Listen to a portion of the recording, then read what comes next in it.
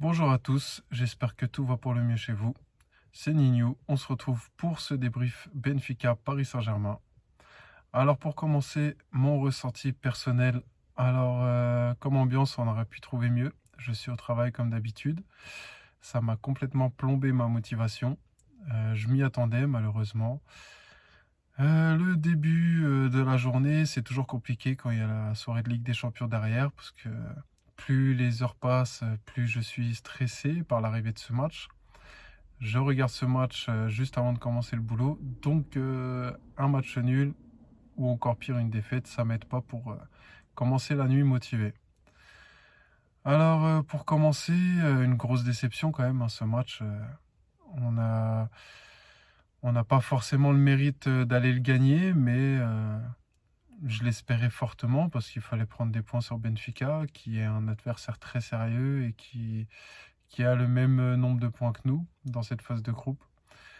On pourra me dire ce qu'on veut, il y a le match retour au parc, il y a la Juventus derrière, le Maccabi. Je pense qu'on va passer, forcément, mais j'aurais préféré être assuré de la première place le plus tôt possible. Donc pour moi, c'est un match raté ce soir. La course au point, va falloir la gagner au Parc des Princes. Donc hein, là, il n'y a vraiment plus le choix. Il suffit de faire un faux pas contre la Juve derrière. Ça peut être très mauvais pour la suite. Le Maccabi, on ira chercher les points, je le pense fortement, mais un match de football, ça reste 90 minutes. Le PSG nous a prouvé qu'ils étaient capables de tout, du pire comme du meilleur.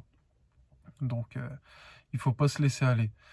Alors la physionomie du match, on a eu une première mi-temps assez partagée.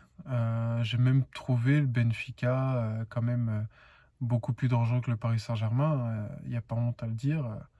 Je pense qu'ils nous ont mis beaucoup plus en difficulté. Ils ont eu des actions beaucoup plus dangereuses que nous. Même si le but de Messi est magnifique, rien à dire. Ce que Donnarumma nous a sauvés, je pense que si le Benfica nous plante plusieurs buts en première mi-temps et qu'à la fin on perd ce match, ça aurait été totalement mérité pour Benfica. Encore une fois, il n'y a pas de honte à le dire, à l'avouer. Benfica a très bien commencé son match, nous a causé beaucoup de soucis, surtout à la sortie des ballons. On a été vraiment approximatif, hein. C'est surtout parce qu'ils nous ont vraiment bien bougé. Deuxième mi-temps, j'ai eu l'impression que le Paris Saint-Germain était en mode rouleau compresseur. On les a vraiment essoufflés, on leur a fait beaucoup de mal. On aurait mérité sur cette deuxième mi-temps d'aller chercher ce deuxième but, mais ça s'est pas fait, hein. Tout le monde l'a vu, hein, vu le résultat, et je pense que c'est ce qui nous a fait mal. C'est ce qui va nous faire mal pour la suite. C'est pour ça qu'il faudra absolument faire mieux. Si on avait fait tout le match comme cette deuxième mi-temps, je pense qu'on aurait pris les 3 points assez facilement. On a eu des belles actions quand même. Une belle construction toujours entre les trois de devant, mais je pense que ça devient problématique de toujours de vouloir dédoubler de passes, entrée de surface, dans la surface, parce qu'au final le dernier geste n'est jamais présent. Ça commence à devenir un problème, même si c'est une vraie force d'avoir des joueurs qui sont capables de combiner dans les petits espaces. Il faut diversifier le jeu, comme je le disais à la vidéo précédente. Les adversaires maintenant vont tous nous attendre là-dessus. Ils savent très bien qu'on va jouer dans les petits espaces, ils n'ont plus qu'à se regrouper et attendre. Et nous, on va faire que de buter et de se planter sur la défense, dans la surface. Donc il faut écarter, il faut trouver d'autres solutions, essayer de trouver un moyen de jouer sur les centres, construire autrement pour trouver Mbappé dans la profondeur. On a énormément de solutions pour pouvoir jouer autrement. Pour moi, il faut vraiment arrêter de jouer que dans les petits espaces pendant 90 minutes. Ça en devient redondant et pour moi, ça devient vraiment un problème. Mendes qui se blesse à la fin du match, j'espère que c'est pas trop grave, même si je pense qu'il va y avoir plusieurs semaines d'absence. Ça serait dommage pour sa Coupe du Monde, mais c'est dommage pour nous aussi parce qu'on a les matchs en Ligue 1 qui vont suivre. Il faut absolument qu'on prenne les points. On a toujours Marseille en Ligue 1 qui nous colle, donc En Ligue 1, on n'a pas un fauteuil très confortable non plus. En Ligue des Champions, il va falloir aller chercher les points aussi. Donc, on a besoin des joueurs de tête et Mendes en fait largement partie maintenant. Messi à la fin qui sort sur une petite douleur au genou apparemment. Bon, j'ai pas vu exactement les images où il se touchait le genou comme le disaient les commentateurs. D'après Christophe Galtier, il y aura des petits matchs d'absence aussi. J'espère que c'est rien de grave parce qu'on en a besoin aussi. On l'a vu sur ce match-là. Quasiment toutes les occasions, toutes les offensives du Paris Saint-Germain venaient de Messi. Il nous prouve cette année que c'est un de nos meilleurs joueurs. Et puis, sans lui, déjà l'année dernière, hein, on avait beau le critiquer, beaucoup d'actions venaient de lui. Et je pense que sans lui, on va avoir beaucoup de mal pardon, à se construire.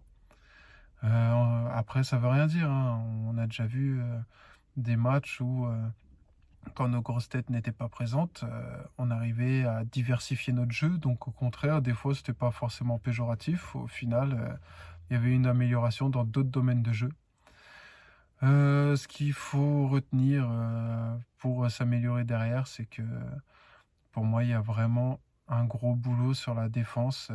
À chaque fois qu'il y a un jeu aérien ou qu'il faut défendre vers son but, on est vraiment en danger, on en est quasiment incapable.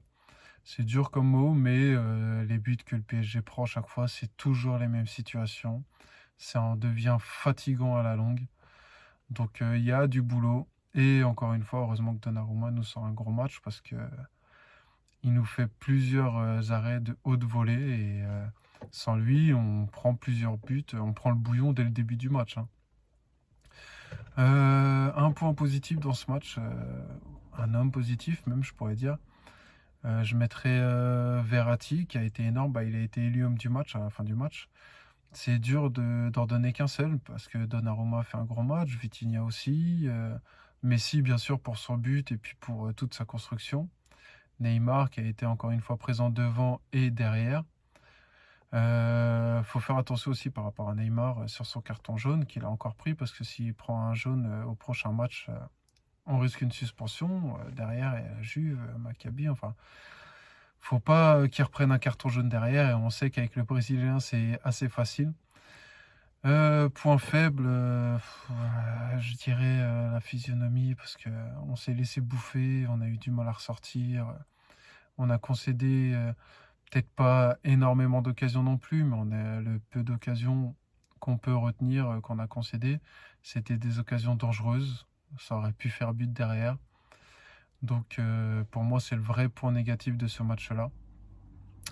N'hésitez pas en commentaire, pour ceux qui tomberont sur ma petite vidéo, à me dire ce que vous retenez de positif et de négatif. Essayez de me donner un point positif, un point négatif, ou un homme positif, un homme négatif aussi, si vous avez envie. Le prochain match, donc, ça sera contre Reims pour cette Ligue 1. C'est dans 3 jours, ça va arriver vite. Faut relever la tête, je pense qu'on en est largement capable. Ça va pas être un match de Ligue des Champions, l'intensité va sûrement être en dessous, donc je pense qu'on est largement capable de relever la tête. Et de toute façon, ce match-là, on n'a pas le choix. Il faut absolument le gagner, obligatoirement aller chercher les 3 points. Marseille jouera exactement le même jour, donc il faut prendre de la distance, surtout si l'OM fait un faux pas. Donc il faut absolument en profiter. Il va falloir gagner les 3 points à tous les matchs jusqu'à ce que l'OM nous donne l'opportunité de prendre des points d'avance. Donc on se retrouvera pour cet avant-match du PSG contre Reims. Je sortirai la vidéo le samedi matin, comme ça nous laissera 24 heures à peu près avant ce début de match. En conclusion, je vous donne rendez-vous donc à ce moment-là. Si vous avez envie de vous abonner, n'hésitez pas, ça me fera plaisir, ça me donnera de la force, ça m'aidera à continuer à être motivé et à vous faire du contenu de mieux en mieux, de meilleure qualité au fur et à mesure. Et si vous voulez mettre un petit pouce bleu, n'hésitez pas non plus, c'est avec grand plaisir. J'espère vous retrouver très vite, prenez soin de vous et à bientôt.